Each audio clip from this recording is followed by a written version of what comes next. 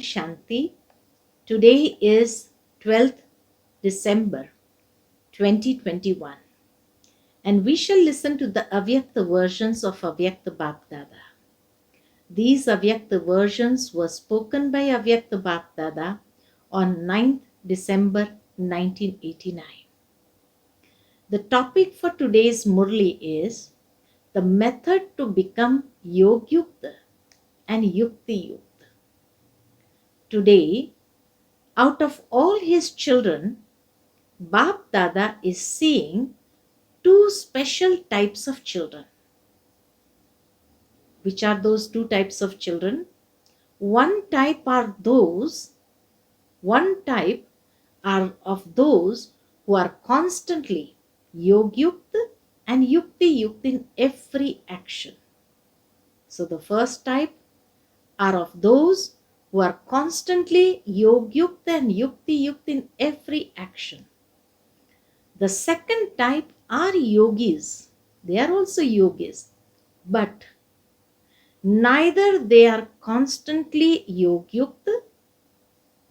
Baba says neither are they constantly yogyukt, nor are they constantly or naturally yuktiyukt in every action.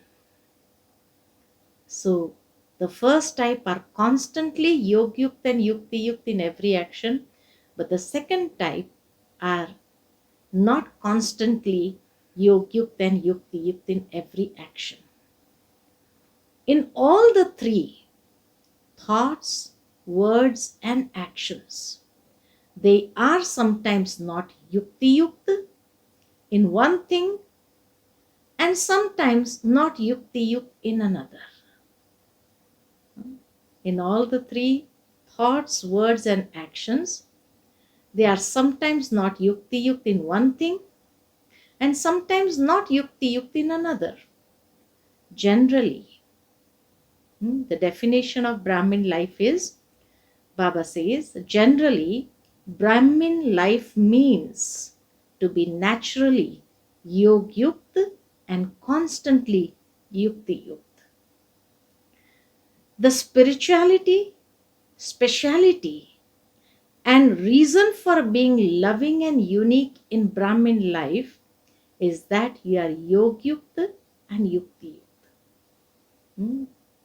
Why people feel the difference when they see Brahmins, that as if their spirituality is sparkling, their speciality is unique, or they are being so loving and unique in this life. And that is because Baba says you are yogyukt and yuktiyukt. However, some children are easily and naturally moving forward with this speciality, whereas others, although paying attention, are not able to experience both of these things constantly. What is the reason for this? So what did Baba say? That sometimes some children have the aim to move forward and they are paying attention also, but they are not able to experience both these things constantly, being yogyukt and yuktiyukt. So what is the reason for this? You all have knowledge. Every one of you also has the same aim. Nevertheless, some come close to the aim, that is, close to experiencing these two characteristics, being yogyukt and yuktiyukt stage. Some come close to their aim due to making fast efforts. They are sometimes close, but while moving along, due to one reason or another, they come to a standstill, as if they are not progressing, they are not moving. And this is why they do not constantly experience closeness to these characteristics. Out of all the Brahmin souls, who was number one in coming close to this elevated aim? Who was number one coming close to this elevated aim? Father Brahma. Brahma Baba was number one in coming close to this elevated aim of being yogyukt and yuktiyukt. And Baba says, which method did he adopt through which he succeeded in this? So, what did he adopt? Which method did he adopt that he succeeded in this? Now, the easiest method, Baba says, the easy way to remain constantly yogyukt is to move along while constantly considering yourself to be a charioteer and an observer. So, this is the easiest method to remain constantly yogyukt. And what is the method that Baba showed us? Baba says, considering yourself to be a charioteer and an observer, Sarthi and Sakshi. All of you elevated souls are the charioteers of those chariots. In whichever body we are charioteers of those chariots. Each soul is a charioteer who drives a chariot. This consciousness automatically makes you detached from your chariot, that is, from your body. So, when I have this consciousness that I am a charioteer, then it is naturally that I become detached from the chariot or from that consciousness of the body. It makes you detached from any type of body consciousness. When there is no consciousness of your body, you easily become yogyukt. So Baba says, when there is no body consciousness, you easily become yogyukt. And you naturally become yogyukt and yuktiyukt in every action. It becomes natural. By considering yourself to be a charioteer, the second benefit, we become detached from body consciousness. So we can naturally become yogyukt and yuktiyukt in every action. Second thing Baba says, by considering yourself to be a charioteer, all of your sense organs remain under your control. Because if I am a charioteer, then the senses are under my control. I am the user. That is, you develop the controlling power to bring all your sense organs close to the destination of the aim and its qualifications. A charioteer can never come under the influence of any sense organ. When Maya attacks someone, the method of Maya's attack is that she makes you come under the influence of one sense organ or another, or one of the subtle powers, the mind, the intellect, or sanskaras. So the way in which Maya attacks us, the method of Maya's attack is to bring any sense organ under influence, or to bring the mind, intellect, and sanskaras under the influence. That is the method which Maya adopts.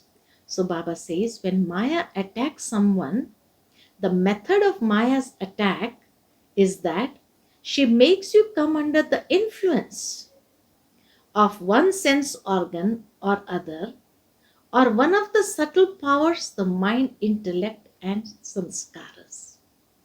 Instead of being able to discipline your minds with the great mantra, which you charioteer souls have received from the Father, she makes you come under an evil influence. Maya brings the sense organs or the mind, intellect, and sanskaras under the evil influence. So Baba's great mantra to discipline the mind is, I am a self-sovereign soul. So when we forget that, instead of being able to discipline your mind with the great mantra, which your charioteer souls have received from the Father, she makes you come under an evil influence. And once you are under one evil influence, all the other evil spirits then enter. All the vices starts entering, because these evil spirits have a lot of unity with one another. If one evil spirit comes, it will invoke all the others. What happens then? These evil spirits change you from a charioteer, that is Sarthi, to someone selfish, that is Swarthi. So Baba is rhyming the words. So Baba says, when we come under the spell of the evil spirits, these evil spirits change you from a Sarthi, charioteer, to Swarthi, that means to someone selfish. Then what do? When you have the consciousness of being a charioteer, again when we come under the awareness, oh, I am a charioteer, you battle to chase away all those evil spirits. And a lot of battle starts inside. This stage of battling cannot be called the yogyukt stage. So the golden age stage is yogyukt, yuktiyukt, while the silver age stage is battling. So Baba says this stage of battling cannot be called the yogyukt stage. This is why instead of coming close to the destination of being yogyukt and yuktiyukt, you come to a standstill. So Baba has answered the question, why do we come to a standstill? Because Baba says you come under the influence of the evil spirits. And when one spirit comes, it invokes all others. And then as soon as we realize, then we start battling again. So this is why you come to a standstill. And therefore, from being in the first number stage, you become part of the second number of the silver age. The first number is golden age. So from being in the first number stage, you become part of the second number. A charioteer is someone who does not come under any influence and who controls his chariot as he drives it. We are the ones to control the chariot, not come under the influence. So what are all of you? You are charioteers, are you not? A charioteer means one who is soul conscious. Because it is the soul that is the charioteer. So if I consider myself as a charioteer, then it is easy for me to stabilize in the soul conscious stage. Brahma Baba claimed number one success by using this method. He always considered himself to be a charioteer, Sarthi.